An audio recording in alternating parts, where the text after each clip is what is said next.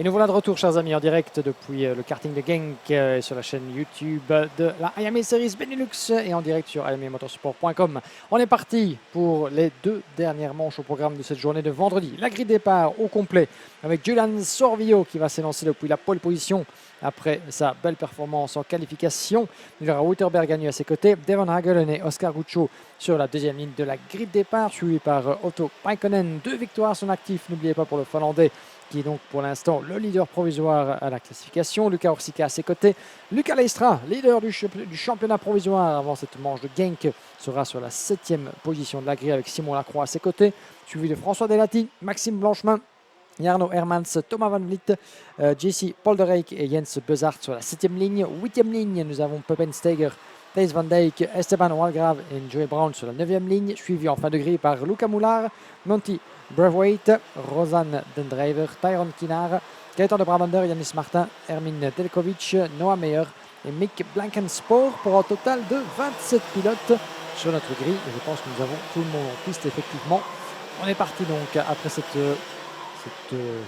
duo de tours, ces 2 tours de mise en chauffe des gommes et de mise en grille évidemment. Nous avons un petit décalage dans le programme, on parle de quelques minutes, nous aurons dû démarrer sur le coup de 17h30, il est 17h34, 35 ici à Genk, pas grand chose de quoi s'alarmer en tout cas, mais un décalage ô combien nécessaire puisque vous l'avez vu grâce aux images aériennes de notre drone, eh bien un mot s'imposait de la part du directeur de course de l'événement, Dave Ridzen, non seulement auprès du peloton qui venait de conclure la course précédente, mais surtout au peloton qui allait donc s'élancer dans la foulée pour sa propre manche qualificative, la dernière d'ailleurs pour ces 2 groupes aujourd'hui. Un petit mot s'imposait, une remise à niveau en quelque sorte après l'incident que nous venons de vivre ensemble entre Tess Bosco et Dylan De Vos, heureusement sans gravité de ce qu'on a pu constater. Mais dans ce genre d'événement où malheureusement il y a les règles, les consignes de sécurité comme données lors du briefing d'avant-meeting ne sont pas jugées respectées suffisamment par le directeur de course, et bien dans ce cas-là, il est un peu plus naturel de remettre tout le monde les pieds sur terre. So, Heat 8, X30 Senior, C versus E, ready under starters' orders into the tram lines. Revs rise amidst a plume of smoke, lights are out, we're underway. And a good start by the front row, as it is going to be Sorvillo leading us into turn 1. Bergano to the outside, Hagelen to the inside, and about half of the field nearly making their way over the runoff area. They can use it at that part on the opening lap, and only on the opening lap. One goes nearly hopping over the grass, kicks up the dust with both right side tyres as it's 3 wide, a little bit further back towards the end of the train at the back end of the field, and everyone's scrambling for real estate as it's getting a bit close going through into turns 7 and 8. But Julian Sorvillo has bolted.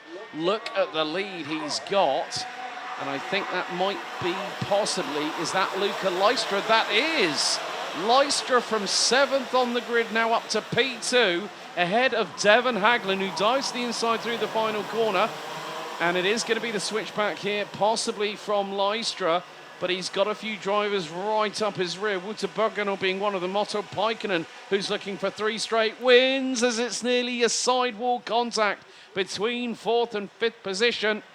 And Otto Paikkonen gets through, I believe, so now that puts him, and he's going to go for the move up the inside, through on Leistra. And now look at the swarm of X30 seniors behind the 372 from MCK Racing, and that's 7 or 8 of them trying to go through the same bit of real estate of tarmac, through into 7, 8 and 9, and they all managed to get through relatively unscathed. Incredible kart control by all our drivers so far, and still the battles are toe-to-toe, driver versus driver, as this heat looks to be a powder keg waiting to explode. Déjà des airs de dernière manche avant les super finales ou finales, mais nous ne sommes pas encore là, ce n'est que la dernière pour ces pilotes avant la journée de demain.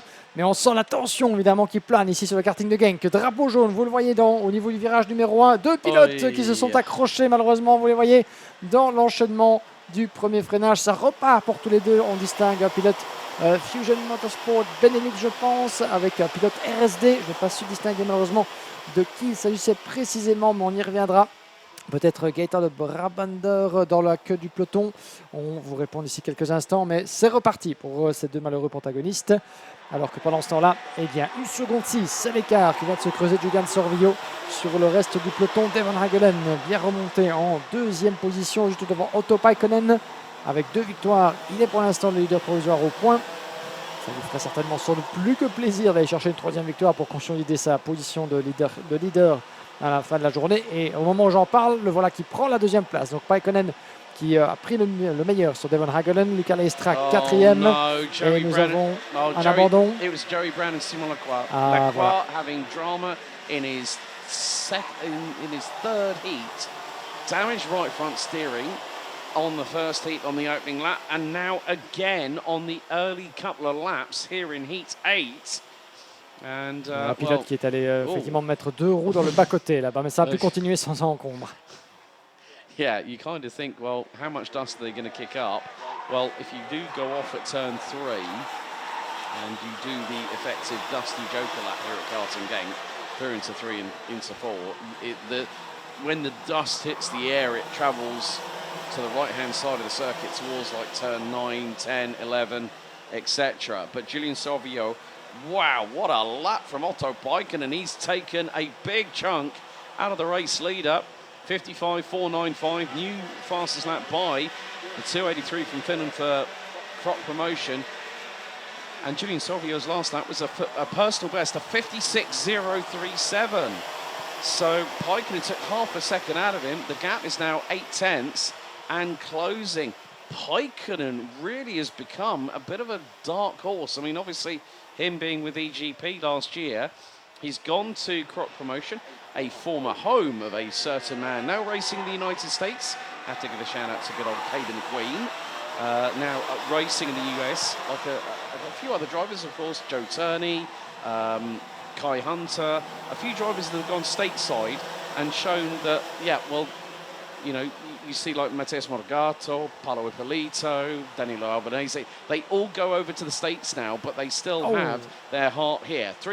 That was a nice little move by Francis François Delati on Luca Leistra.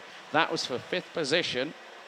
So Delati makes the move up 4 places now, is the driver from France. And there's Lucas Horsica. He didn't have a great first race of the weekend, had the mechanical black flag as early as I think lap 3 or 4. But now has started to steel himself, get a little bit more composed, going, right, okay, whatever I have to deal with, we're just going to take it on the fly. But look at how quickly Otto Paikkonen has closed in on Julian Sorvillo, and that gap was 1.7 seconds. I think it's not even 2 tenths as they go through the final corner. We're about to complete lap number 6, and the advantage that Sorvillo has over Paikkonen is a tenth and a half. A tenth and a half, and he's gone for the lead. Paikkonen is through at turn 1. Finally, Paikkonen's charge to the front end of the field has happened, and we've still got 4 minutes plus a lap to go. Will Sorvillo get the upper hand? Stay with us and find out, folks, as it happens real time. Un rythme vraiment impressionnant de la part de Otto Paikkonen depuis l'entame de la journée, puisque non seulement, regardez Julian Sorvillo qui est très très proche là-bas, meilleure sortie de courbe à la sortie de la chicane du virage numéro 6. Est-ce que ça pourra engendrer un dépassement dans l'épingle? Il va devoir donc se remettre à plus loin. Il a encore le temps, Julian Sorvillo. C'est le dilemme dont on reparle très très souvent justement à l'échelon du karting, savoir à quel moment, le moment T, le bon timing choisir pour porter les stockades, pour on va dire rééchanger les positions, pour répondre à l'attaque précédente de son adversaire. Pour l'instant, il reste encore du temps pour Julian Sorvillo, mais il a la pression derrière de Oscar Guccio, le français, qui vient de se défaire de Devon Hagelen pour remonter en 3e position et tenter de raccrocher le premier wagon. La question est de savoir, a-t-il encore le rythme nécessaire? Parce que Otto Paikkonen, véritablement impressionnant depuis le début de la journée.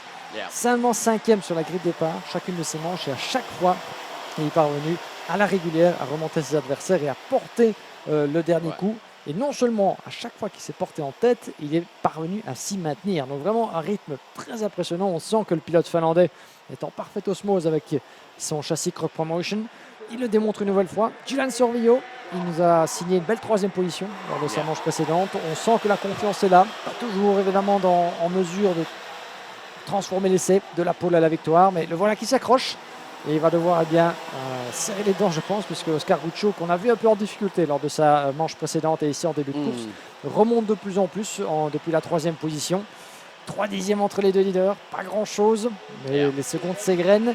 Et la menace pourrait bien venir de derrière, puisque Guccio, Devon Hagelen ne sont pas loin. François Delati, juste derrière, à un écart plus conséquent pour François Delati depuis la 5e place. Une seconde, je ne pense pas que Delati va pouvoir se mêler à la lutte pour la victoire. Il doit d'abord résister à Luca Orsica depuis la 6e place, qui n'est pas loin devant Luca Leistra et le reste du peloton. Donc on a vraiment des bagarres, des petites bagarres à tous les étages de ce top 10, Alex.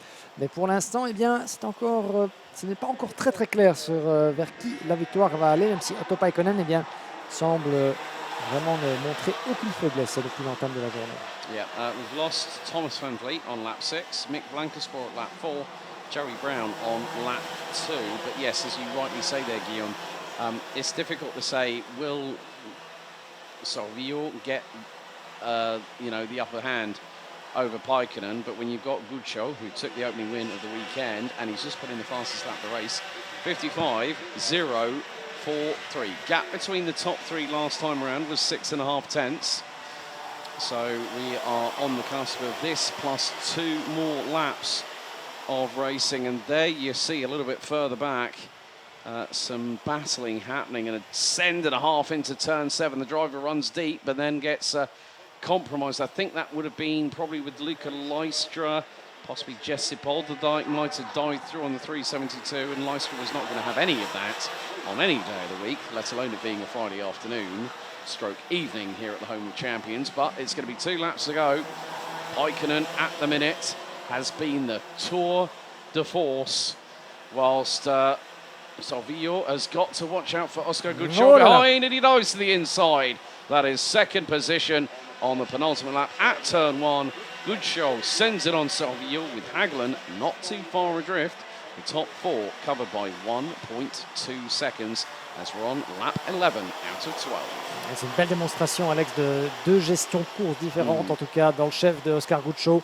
À début, une entame de manche qualificative un peu plus compliquée, puis au fur et à mesure, il trouve son rythme, se met toujours mieux dans les échappements de ses adversaires, parvient à revenir de leur sillage, porte les stockades, le voilà en 2e position. Et à l'inverse, on a l'impression que Julian Sorvillo est généralement peut-être plus à l'aise en début de course depuis la pole position. À chacune de ses manches, il parvient un petit peu à avoir quelques tours clairs, et puis progressivement perd un petit peu en rythme, semble moins à l'aise, en tout cas depuis notre perspective et à notre humble avis, dans la gestion de ses pneus. Tout ça est évidemment très très relatif et à prendre avec les guillemets de circonstances, mais quoi qu'il en soit, il se maintient dans son rythme ici. Est-ce qu'il pourrait dans ce dernier tour, final lap, éventuellement switcher les positions, lui renvoyer la balle avec la pression de Devon Hagelen juste derrière? Toujours plus facile à dire qu'à faire, évidemment. Il aura quelques opportunités dans ce tour, même si je pense que vu la solidité de Oscar Guccio dans ses derniers tours en termes de rythme, ça semble compliqué pour Julian Sorvillo, son châssis CRG, d'aller inverser la tendance, ce qui va offrir a priori sur un plateau la victoire à Otto Paikkonen, pardon. Et rien n'est joué derrière puisque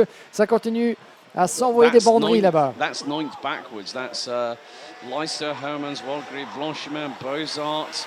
But it is going to be a trio of victories. Otto Paikkonen, the flying Finn from Crop Promotion, comes out of the final corner and takes Heat 8. Well, what can you say about that? And he wins the race by nearly 5.5 tenths of a second. And more to the point, the fastest lap of the race goes to the man in 2nd position. Oscar Guccio takes P2 with a 54.963 on the 12th and final lap of this race. Julian Salvillo rounds out the top 3. Devon Hagelen in P4 ahead of the Czech Republic's Lukas Horsika. Then François Delati, Jesse Polderdijk. We have got a couple of time penalties being added post-race, which is 2.94 and 2.38. That's Mick Blankensport and Joey Brown will get a 5-second time penalty for causing collision, and that is the pair of them. So Luca Leistra 8th, Ed Wouterberg-Renault.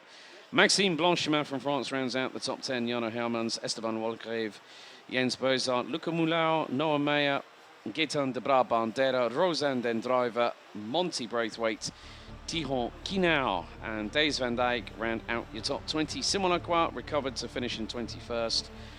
After that early instance, Yanis Martin, Erin Dalkovic and Pepin Steiger ran at the 24 finishers after 12 laps. Van Vliet out on lap 6, Blankersport out on lap 4 and Brown out on lap 2.